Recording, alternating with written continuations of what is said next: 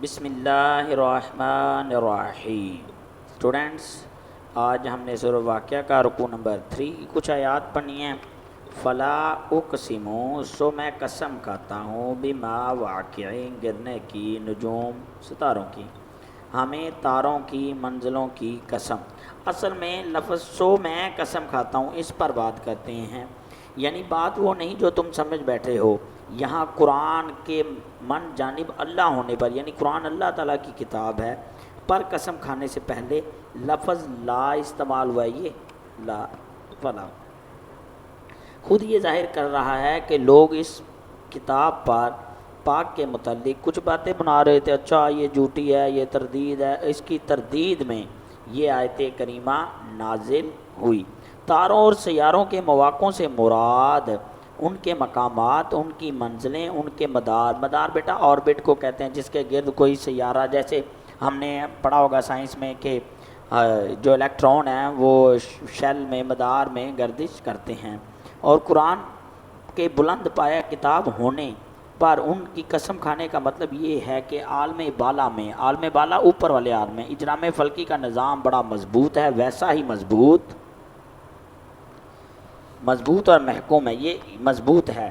اسی طرح یہ کلام بھی، جس خدا نے وہ نظام بنایا، اگر اسی خدا نے یہ کلام بھی نازل کیا ہے۔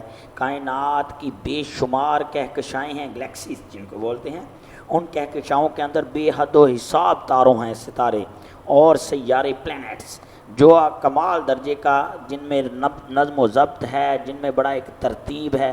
تو اللہ تبارک و تعالیٰ نے اس کی قسم کھا کر یہ بتایا ہے۔ آگے دیکھیں کہ یہ جو کتاب ہے یہ سچی ہے۔ وَإِنَّهُ، بے شک یہ، لَقَسَم، ایک قسم ہے، لو اگر، تعلمون، تم جانو، لو تعلمون، اگر تم جانو، اگر تم سمجھو تو یہ بڑی قسم ہے کہ اللہ تبارک و تعالیٰ قسم کھا رہے ہیں، عظیم قسم ہے، بڑی قسم ہے۔ پھر جس طرح خدا کے باندھے ہوئے عالم بالا کا نظام اٹل ہے، یعنی کہ کوئی رد و بدل نہیں ہے، ذرا برابر بھی فرق نہیں ہے سیاروں میں، وہ اپنے مدار میں، آربٹ میں گردش کر رہے ہیں۔ سورج کی مجال نہیں کہ وہ چاند کو جا پکڑے، چاند کی مجال نہیں کہ وہ سورج کو جا پکڑے۔ تو یہ کتاب بھی اسی طرح اپنی غلطیوں سے پاک ہے اور بڑی کتاب ہے۔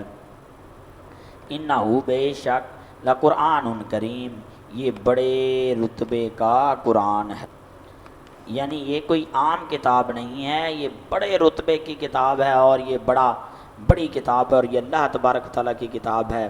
فی میں، کتاب، ایک کتاب، مکنون، پوشیدہ، جو کتاب محفوظ میں لکھا ہوا۔ لفظ یہاں پر اس میں جو مکنون آیا ہے یہ ہے جناب جی، تو اس سے مراد لوح محفوظ ہے، آگے لکھا بھی ہوا ہے کتاب محفوظ، لوح محفوظ، اس کے لیے کتاب میں مکنون کا لفظ استعمال ہوا، جس کے معنی ایسا نشاتہ جو چھپا کر رکھا گیا ہو، یعنی جس تک کس کی رسائی ممکن نہ ہو، یعنی کہ یہ لوح محفوظ میں رکھا گیا تھا، اس تک کسی کی رسائی ممکن نہیں تھی۔ اور اس محفوظ نشاتے میں قرآن پاک کو ثبت ہونے کا مطلب یہ ہے، ثبت یعنی لکھا ہونے کا مطلب یہ ہے کہ نبی اکرم صلی اللہ علیہ وسلم پر نازل کیے جانے سے پہلے وہ اللہ تعالیٰ کے ہاں اس نشاتہ تقدیر میں ثبت ہو چکا تھا، جس کے اندر کسی رد و بدل کا امکان نہیں، کیونکہ وہ ہر مخلوق کی دسترس سے بالا تر ہے، اوپر ہے، وہ ادھر کا نہیں ہے، وہ انسان کی رسائی تک نہیں، نہ صرف انسان کی بلکہ ہر قسم کی مخلوق سے وہ بالا تر ہے، اس تک کوئی نہیں پہنچ سکتا۔